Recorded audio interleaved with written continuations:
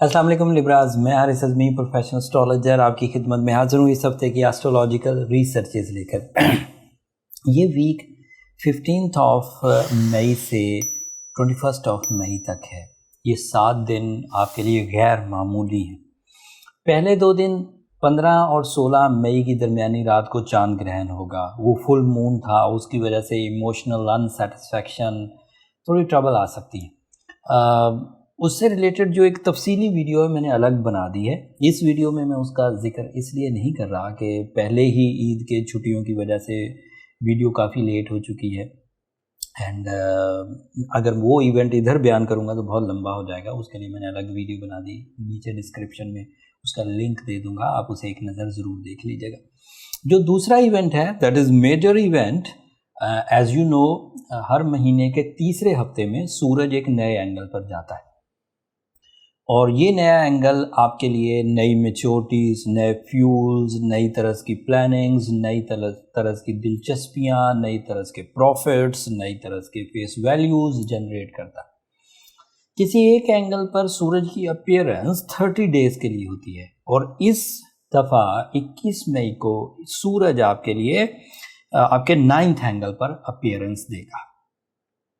9वें angle पर इसके कई तरह के फ़वाइद हैं जो मैंने अपने एक्सपीरियंस से सीखे, वो भी बयान करता हूँ, और जो पीछे हिस्ट्री में एक्सपीरियंस लोगों ने किए, एस्ट्रोलॉजर्स ने किए, वो भी मैं बयान करता हूँ।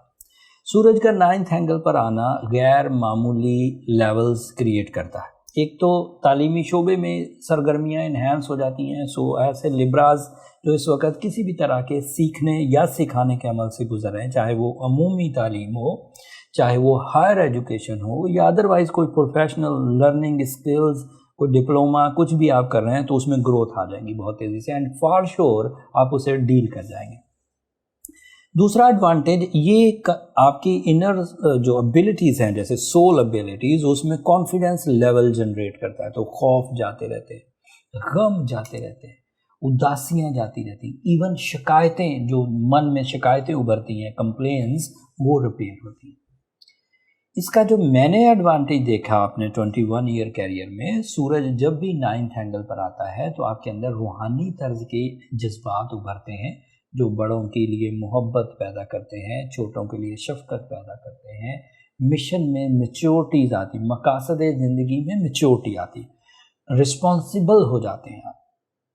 इन रिस्पॉन्सिबिलिटीज़ से आप अपनी मुआशरे में इज़्ज़त बढ़ा पाते हैं, आपका मैच्योरिटी लेवल एक्यूरेट हो जाता है, हकीकत पसंदाना हो जाता है। तो ये सब एडवांटेजेस आपको अदरवाइज मिलेंगे। एक और एडवांटेज भी है, इस 9th एंगल का जो रिप्रेजेंटेटिव है मरकरी, ये जेमिनाई एंगल है ना, सो जेमिनाई का रिप्रेजेंटेटिव मरकरी जेमिनाई एंगल पर ही है, 9th ही एंगल पर है, बट रेट्रोग्रेड है।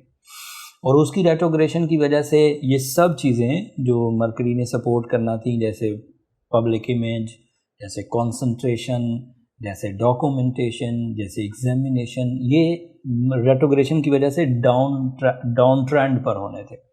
बट सूरज जैसे 21 तारीख को अपीयर होगा तो मरकरी की रेट्रोग्रेशन का इम्पैक्ट बहुत स्लो डाउन हो जाएगा। तो तमाम वो वीकनेसेस जो मरकरी की रेट्रोग्रेशन से पैदा हो सकती थी, या तो वो रिपेयर हो जाएंगी या बहुत थोड़ी रह जाएंगी। तो ये अलग से फ़ायदा। एक और चीज़ है जो ऑब्ज़र्व की गई है कि 9th एंगल पर प्लान्स बहुत अच्छे बनते हैं, with high vision, with accuracy, with some new creations. So इस 9th एंगल पर जो प्लान्स बनेंगे वो थोड़े अरसे के बाद, तकरीबन 30 दिनों के बाद, 20 जून को जब सूरज 10th एंगल पर जाएगा, यही प्लान्स मैच्योर होकर आपका कैरियर बनना शुरू हो जाएंगे। तो सूरज का 9th एंगल पर आना आपकी टारगेटफुलनेस को एंड प्लान्स को भी मैच्योर करने में मदद देता है, जो आगे कुछ मुस्तकबिल करीब में आपके लिए फिर मददगार साबित होंगे। इसके अलावा जब मरकरी की डायरेक्ट सिचुएशन होगी जून के पहले हफ्ते में, जब वीनस भी आपके लिए अच्छे एंगल पर होगा, जब मार्स भी आपके लिए अच्छे एंगल पर होगा, तो मुझे लगता है कि आगे जो मुस्तकबिल करीब है वो गैर मामूली कामयाबियों का है। Personality, one on one relation, material achievements, strong plans, educational activity, face value, peace of mind, inner peace, confidence level, یہ سب اب آپ رفتہ رفتہ حاصل کرتے جائیں گے۔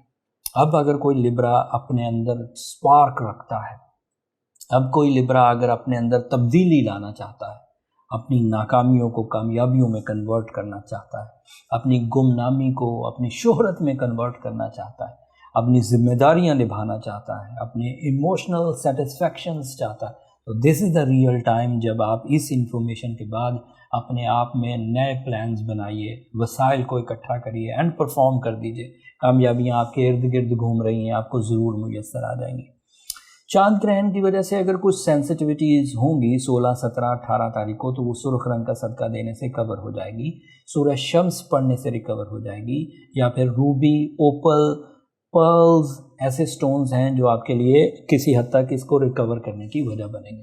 اگر پھر بھی کچھ ایشوز رہیں، آپ کا موڈ سوئنگ ہونے لگ جائے، آپ کی سینسٹیوٹی ڈیزیز کی شکل اختیار کرنے لگ جائے، تو پھر اسے ٹالریٹ کرنے کی ضرورت نہیں، پھر اسے اپنی پرسنل کیلکولیشنز کی طرف جانا چاہیے۔